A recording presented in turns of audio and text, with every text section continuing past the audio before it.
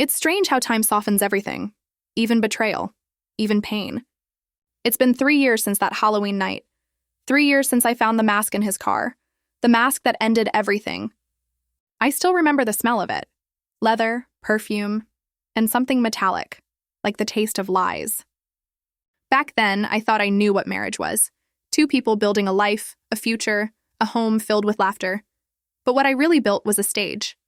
And he was the actor I applauded without realizing the script was never mine. That night, it was raining. Not hard, just enough to make the streetlights blur. I was cleaning the back seat when I saw it.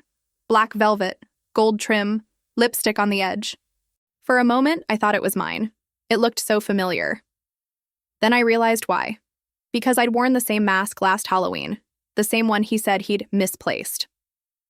I froze. My reflection in the car window didn't even look like me. It looked like a woman waking up mid-dream, realizing everything she believed was staged. Outside, kids ran through the rain. Laughter, costumes, candy buckets. The neighborhood was alive. But inside that car, the world felt dead. I picked up the mask, turned it in my hand. The gold glitter caught the light, tiny flecks that refused to disappear. That's when I noticed the note tucked beneath it. Just one word written in red ink. Tonight. That was all. No explanation, no signature. But I didn't need one. I already knew who it belonged to. I sat there for a long time, the engine off, rain sliding down the windshield like tears I refused to shed. And in that quiet, something in me changed. I didn't scream, didn't break, didn't even cry. I just decided that if he wanted to play in the dark, I'd let him. I'd just make sure the lights came on at the right moment. Because the truth doesn't always need to be shouted. Sometimes it only needs to be seen. That night, I smiled for the first time in weeks. Not out of joy, but out of clarity. He thought I was asleep. He thought I'd never know. But I did. And when he kissed me goodnight, I whispered a word he didn't hear. Goodbye. To understand why that night changed everything, you need to know how it all began. Before the mask, before the rain, before I learned that silence can be the loudest revenge of all. When I look back now, I can see the cracks. They were always there, quiet, thin, easy to miss. But once you know where to look, they're everywhere. It started a few days before Halloween. The air was colder than usual, heavy with that sweet scent of smoke and fallen leaves. Our street looked perfect, families hanging fake cobwebs, pumpkins glowing at night, laughter spilling from open garages. It was the kind of neighborhood where everyone pretended life was simple, where love looked like matching costumes and carved pumpkins. He was in the driveway that afternoon, hanging ghost lights on the porch. The sun hit his hair just right, and for a second, I saw the man I used to love, or maybe the version I wanted to believe in. I remember thinking, we're fine. I brought him coffee. He smiled, but it didn't reach his eyes. He told me work was busy, that he'd be late a few nights. I nodded. That's what we did. We nodded. We smiled. We pretended. Later, I was folding laundry when I noticed it. Tiny specks of gold glitter on one of his shirts. At first, I laughed. We decorated the community hall the week before. Maybe it was from that. Maybe. But as I rubbed the fabric, the glitter didn't fade. It stayed, like it belonged there. That night, he came home late. He said he was exhausted. He kissed my forehead, went straight to the shower. And when I hugged him, his scent was different. Not his cologne. Something sweeter. Unfamiliar. I remember staring at the bathroom door, hearing the water run, and feeling like I was standing outside of my own life. Everything looked the same, but nothing felt the same. People think betrayal begins with a confession. It doesn't. It begins with silence. With all the things you choose not to ask because you're afraid of the answer. The next morning, he made pancakes, whistling softly. I watched him pour syrup, laugh, talk about deadlines. He looked like a man living 2 lives, one for the world and one for the dark. And I was the ghost wandering between them. Later that day, he left his phone on the counter. The screen lit up. A message from a name I didn't recognize. Just the letter A. No picture. No last name. Just A. He said it was his manager. I wanted to believe him. God, I wanted to. But that night, when I lay in bed beside him, I realized something terrifying. The man breathing next to me wasn't the same one I'd married. He wore the same face, the same voice, the same smile, but the warmth behind it was gone. And once love turns cold, it doesn't die all at once. It decays, slowly, quietly, like a candle running out of air. I told myself it was just work, that every late night, every unanswered call had an explanation, but deep down I already knew. I just needed proof. I remember the morning the silence started to sound different. It wasn't peaceful anymore. It was heavy, expectant, like the house itself was holding its breath. He sat at the kitchen table, coffee in one hand, phone in the other. He laughed quietly, typed something fast, then locked the screen as soon as I walked in. "Work stuff," he said. "Always work stuff."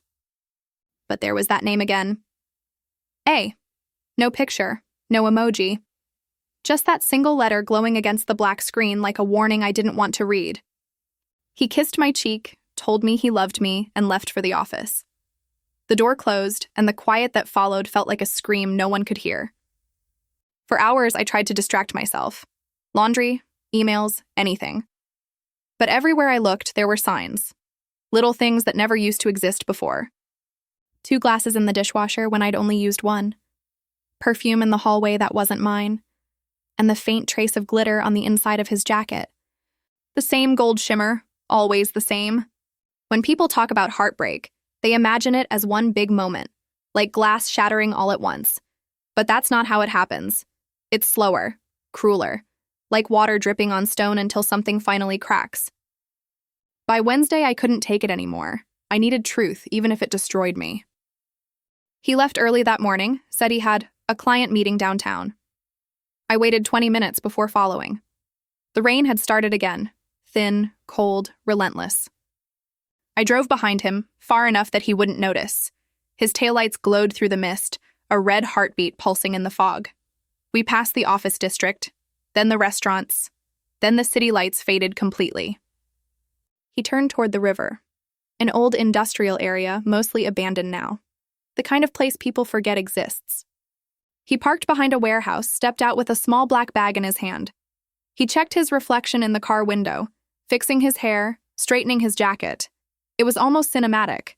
He looked excited. Then she appeared. The woman in the red coat. Her heels clicked against the wet pavement. She handed him something. And he smiled. Even from a distance, I knew what it was. That black velvet mask, the one that would later end our marriage. They walked inside together. Music leaked through the walls. Slow, elegant, haunting. It sounded like laughter trying to hide behind a violin. I sat in the car for a long time, staring at the entrance, waiting for the courage to move.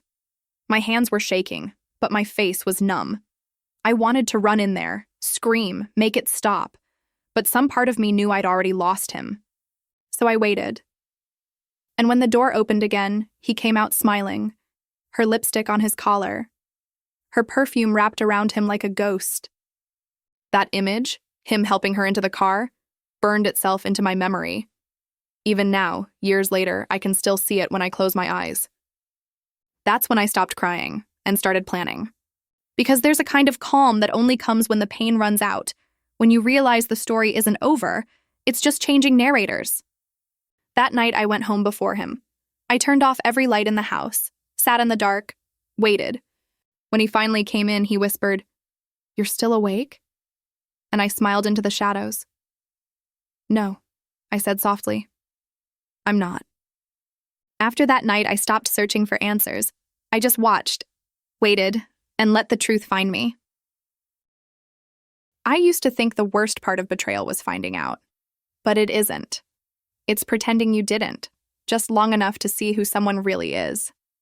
After that night, I became quiet, still, observant, like a ghost haunting my own life. He thought I was healing. He thought we were fine again. He couldn't see that every gentle smile was me taking notes, not forgiving. He left his phone on the nightstand one morning, unlocked, like trust itself was his disguise. I didn't mean to look, but the screen lit up, and there it was again. "Hey, see you tonight, same mask, same time." I didn't feel pain, just distance, like watching a movie of someone else's heartbreak. When he left for work, I sat on the edge of the bed for a long time. The sheets still smelled like him. perfume, and something colder, like the echo of a lie. I opened the closet, and there, behind old boxes and Christmas lights, I found it, my costume from last year. The one he said was too much trouble to wear. Black velvet, gold trim, the twin of the mask I'd seen in his car. I held it in my hands, feeling how soft it was, the way silk feels right before it burns. And I realized something. He hadn't stolen my mask. He had become it. That night, he came home late again. His eyes were tired, but his smile was effortless. He kissed me softly and said, "Don't wait up, okay?" And I didn't. Instead, I watched the clock tick. 8:15, 8:32, 8:47.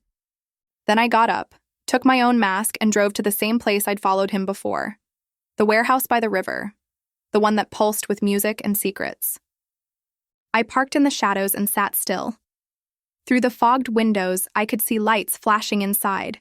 Gold, red, violet. Laughter spilled into the night, muffled by the walls. And there he was. Dancing, laughing, living a life that didn't include me. I pressed record on my phone. My hand didn't shake this time. Each photo, each video, it wasn't revenge yet. It was proof. Proof that I hadn't gone crazy. That the silence I'd been drowning in had a name. When he stepped outside for air, I saw him clearly under the flickering streetlight. The same black mask, her red coat beside him, his hand resting on her waist like muscle memory. For a moment, I almost stepped out of the car, almost said his name, almost broke the stillness I'd built around me. But I didn't, because the woman he betrayed me for, she didn't deserve my rage, and he didn't deserve my words. So I just watched, and that was the moment everything changed. I realized I didn't need to destroy him. He was already doing that himself. All I had to do was witness it. From that night on, I stopped being the woman he lied to. I became the mirror, and I made sure he saw exactly what he'd become. He came home the next morning. Rain still clung to his coat, and his shoes left dark prints across the hallway. He didn't see me at first. I was in the kitchen, sitting in the half-light, hands wrapped around a cold cup of coffee. He hesitated at the doorway, said my name like a question. "Did you wait up for me?" I didn't answer, I just looked at him. He smiled. That same practiced smile that used to melt me. But now it looked like a mask. One he'd worn too long. "Rough night?" I finally asked. He nodded, setting his briefcase down. "Yeah, late client meeting, you know how it is." His voice was smooth, but his eyes kept darting. To the sink, to the table, to the window behind me. As if truth might be hiding somewhere nearby. I wanted to scream. To ask why he kept lying even when the evidence was written across his collar in glitter and gilt. But the words didn't come. They didn't need to. Sometimes silence says everything. We ate dinner together that night. The kind of meal you only share out of habit, not hunger. He told me about numbers, meetings, office politics. I nodded, smiled, played my part. Every uh-huh and really felt like lines in a play I no longer wanted to perform. After dessert, he poured wine for both of us. Then he reached for my hand. His thumb brushed my wedding ring. A motion so familiar it almost fooled me. Almost. But then his phone buzzed. That same name. A. The air froze. He saw the screen light up and quickly flipped the phone face down. "Just work," he said too fast. "Always. Work." I looked at him, really looked, and for the first time, I didn't see my husband. I saw a man terrified of the truth sitting right in front of him. I leaned back, my voice steady. "Do you ever get tired of pretending?" He blinked, confused. "What do you mean?" I smiled. "Nothing," I said. "Forget it." He looked relieved, which told me everything I needed to know. Relief is the confession of a liar who thinks he's safe. Later, when he went upstairs, I stayed in the kitchen. The candle flickered low, and in that soft light, I saw the reflection of myself in the window. Calm, composed, almost unrecognizable. I wasn't the woman begging for answers anymore. I was the one holding them. Upstairs, I could hear drawers opening, the sound of him moving around, then silence. Maybe he'd seen the envelope on the bed, the one I left waiting for him. Inside were the photos, the messages, the truth printed in black and white. And beside it, the mask. My mask. The one he wore while loving someone else. He didn't come downstairs. Didn't call my name, didn't even slam a door. Just silence, thick, final. I sat there until the candle burned out. And for the first time in months, I didn't feel small. I didn't feel broken. I just felt done. He had his secrets. But I had something stronger. I had control. Because when you stop needing someone to confess, you've already won. He thought I'd cry. He thought I'd beg. But I just let the silence do what truth never could. End the story. He didn't come home that night, or the one after. The silence that used to hurt now felt sacred. I slept with the windows open, letting the cold air wash the scent of him away. The house felt larger, not emptier, just lighter. Like I could finally breathe again. When people asked where he was, I said, traveling for work.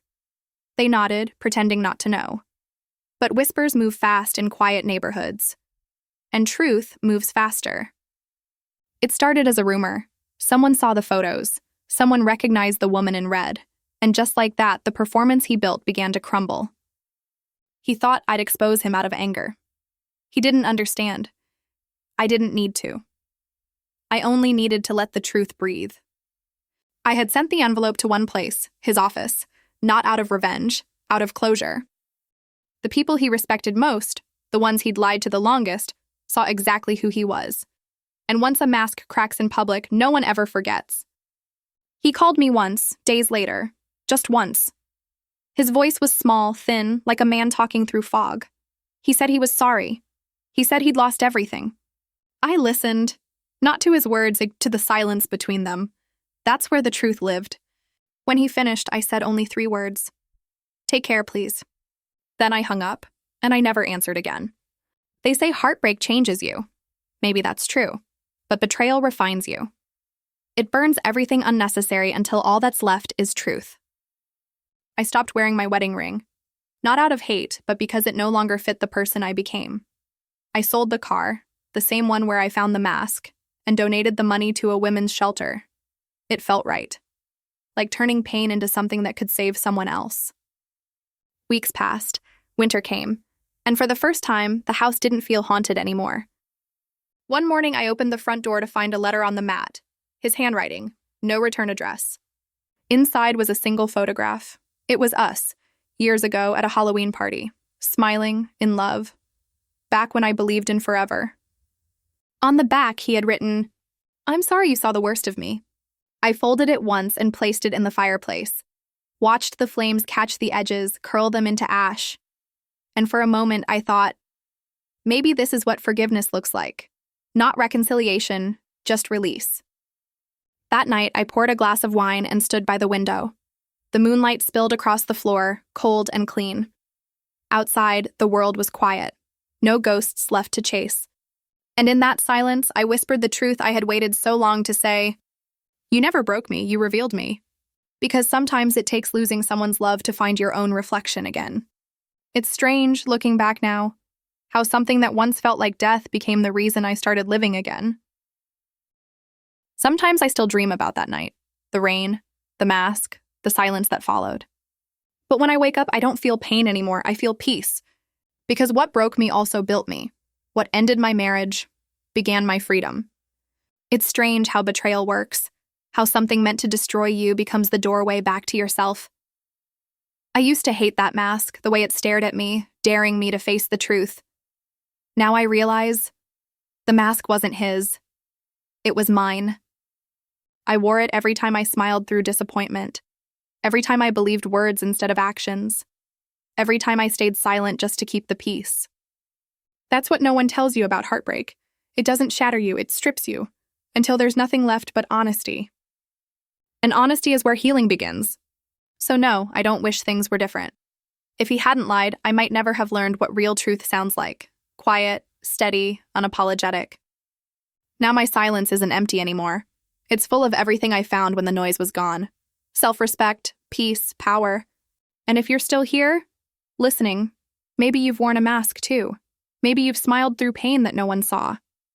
If that's true, I want you to know something. You don't need to tear the world apart to find justice. Sometimes, just walking away quietly is the loudest revenge of all. If you've ever chosen silence instead of anger, leave a candle emoji in the comments. Tell me where you're listening from, because every place, every story, every heart that healed in silence reminds me that we're never truly alone in learning how to begin again. He wore a mask to hide his lies, but I wore mine to survive them. And in the end, I was the only one brave enough to take it off.